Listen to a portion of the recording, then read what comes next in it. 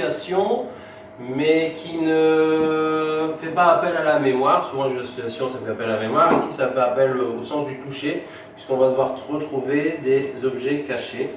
Donc, vous avez en carton différents bols de soupe qui correspondent à la couleur des monstres.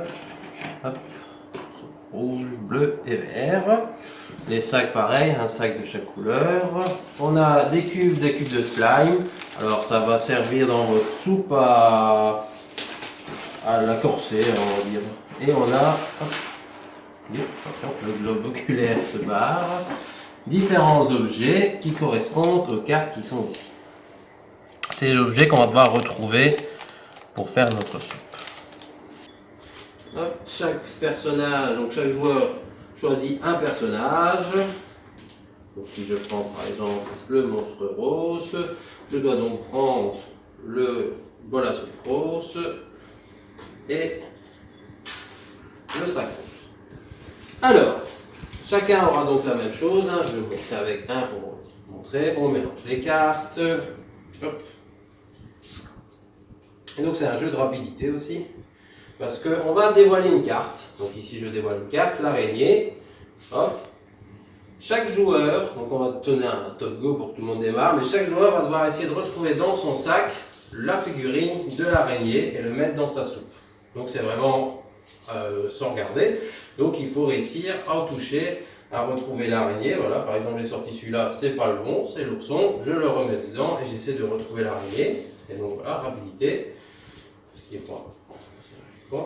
voilà, l'araignée, je le mets dans mon bol, et donc le premier joueur qui arrive à trouver le bon objet et qui le met dans son bol crie Monster Soup, et à ce moment-là, on vérifie. Donc pour le premier, là il n'y a qu'un qui va gagner, mais voilà, Monster Soup, c'est bien ça, donc il a le droit à un cube de slime, c'est ça qui va vouloir avec la victoire, c'est celui qui aura le plus de cubes de slime qui gagnera à la fin.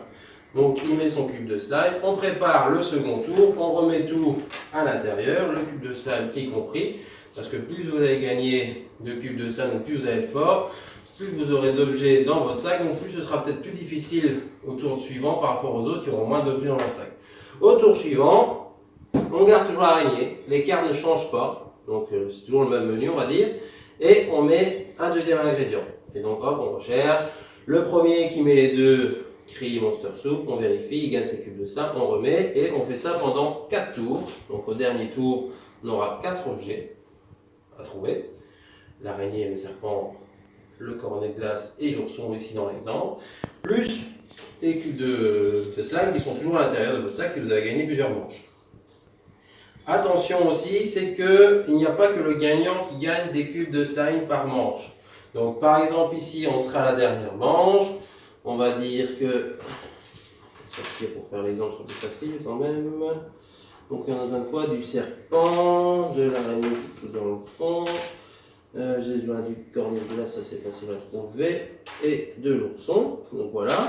Imaginons que le joueur rose a ça, et que le joueur rouge, on est dans une partie à deux, a commencé à trouver son araignée, à trouver son cornet de glace parce qu'il est facile, et à trouver le serpent, mais il n'a pas eu le temps de trouver le quatrième avant que l'autre dise Monster Soup. Eh bien, ce joueur-là a le droit à 4 cubes de slime, puisqu'il a trouvé les 4. Hop, hop, hop. Mais ce joueur-là qui en a trouvé 3 n'a pas totalement perdu, puisqu'il a le droit aussi à 3 cubes de slime. Et à la fin, on va déverser tout notre sac dans notre bol à soupe, et on va compter le nombre de cubes de slime pour savoir qui a gagné. Et donc du coup, ça veut dire que même parfois en gagnant aucune manche, ça me paraît difficile, mais techniquement c'est possible, en étant toujours deuxième par exemple, vous allez quand même continuer à gagner des cubes de slime, et à la fin vous allez peut-être gagner la partie, puisque vous aurez peut-être plus de cubes de slime, même si vous n'avez jamais gagné une manche. Pardon. Donc voilà, c'est un jeu vraiment sympa. Sur le toucher, on n'a pas en ludothèque, je pense que c'est le seul qu'on a pour le moment. Tous les ans, il y en a un gros qui sort, ici c'est celui de l'année passée. Vraiment sympa, avec du bon matériel chez Matago Kit, c'est toujours le cas. Qui joue vite, c'est pour 5 ans, mais ça, du coup, s'il faut des parties qui jouent vite, si c'est trop long, ça ennuie les enfants. Donc on peut vite refaire des parties et continuer et s'améliorer au fur et à mesure, puisque forcément, à force d'y jouer et de toucher le matériel, eh bien, on va retrouver plus facilement les oursons, enfin les pièces, et donc avancer, être de plus en plus fort. Donc il y a moyen vraiment de s'amuser et de s'améliorer avec un jeu qui peut du coup avoir une durée de vie intéressante. Voilà, donc Monster Soup, un jeu pour les 5 ans, d'association et de toucher et de rapidité.